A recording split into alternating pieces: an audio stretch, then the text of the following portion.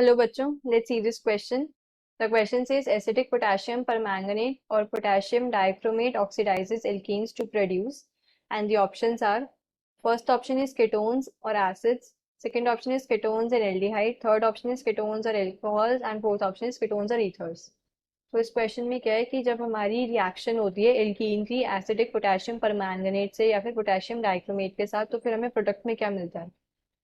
सो की concept of this question is, की concept क्या है, रिएक्शन ऑफ या रिएक्शन विद KMnO4.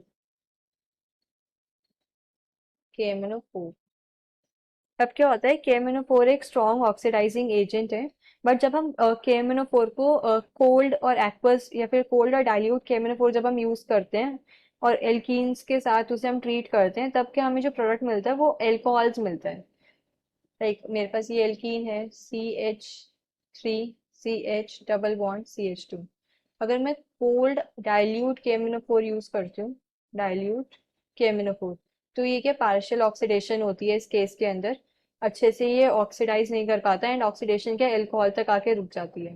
प्रोडक्ट में हमें मिलते हैं diols, OH CH2 OH. But अगर मैं क्या एसिडिफाइड यूज कर रही हूँ, एसिडिफाइड पोटेशियम परमैंगनेट या फिर एसिडिफाइड पोटेशियम डाइक्रोमेट अगर हम यूज करते हैं, सो उस केस में क्या होता है, इसके ऊपर अगर हमने एसिडिफाइड यूज करा, एसिडिफाइड KMnO4 या फिर K2Cr2O7, K2Cr2O7, तो इस केस में क्या होगा कि जो ये KMnO4 है या फिर K2Cr2O7 है, ये बहुत ज्यादा पावरफुल ऑक्सीडाइजिंग एजेंट की तरह काम करेगा. एंड ये जो डायोल्स फॉर्म होते हैं उसे फर्दर कार्बोक्सिलिक एसिड या फिर कीटोन्स के अंदर कन्वर्ट कर देता है.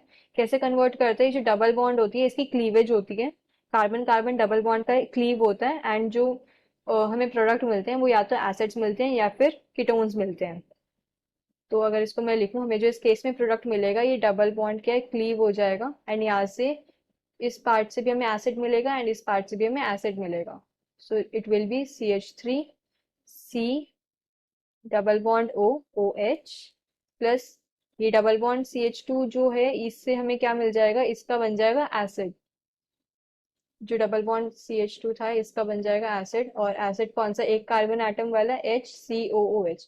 अब फॉर्मिक एसिड क्या है जो जनरेट होता है, ये फर्दर ऑक्सीडाइज हो जाता है और इसकी फर्दर ऑक्सीडेशन से हमें क्या कार्बन डाइऑक्साइड गैस और वाटर मिलता है. अगर मैं अब किसी और एग्जाम्पल की बात करूं, सपोज मेरे पास क्या है 2 मिथाइल प्रोपीन है, तो यहाँ पे 2 पे मिथाइल देन प्रोपीन है. तो इस केस में क्या होगा, इस केस में अगर मैंने एसिडिफाइड KMnO4 यूज करा, एसिडिफाइड KMnO4, तो कार्बन कार्बन डबल बॉन्ड का जो क्लीवेज होगा, अब ये क्लीवेज, अब यहाँ पे जो एक कार्बन कार्बन डबल बॉन्ड था, ये वाला जो कार्बन है कार्बन 2, ये क्या है टर्मिनल कार्बन नहीं है. तो जो टर्मिनल कार्बन नहीं होते उस केस में क्या कीटोन्स फॉर्म होते हैं. तो यहाँ पर जो आएगा मेरे पास CH3C double bond O CH3. And ये जो CH2 है इससे क्या बन जाएगा, फॉर्मिक एसिड. ये टर्मिनल कार्बन है तो इससे फॉर्मिक एसिड बना. फॉर्मिक एसिड फर्दर ऑक्सीडाइज हो जाता है एंड फर्दर ऑक्सीडेशन से क्या बनता है, CO2 एंड H2O. सो हमें ये प्रोडक्ट मिलते हैं, आइदर कीटोन्स मिलते हैं या फिर हमें क्या मिलते हैं, एसिड्स, कीटोन्स और एसिड्स.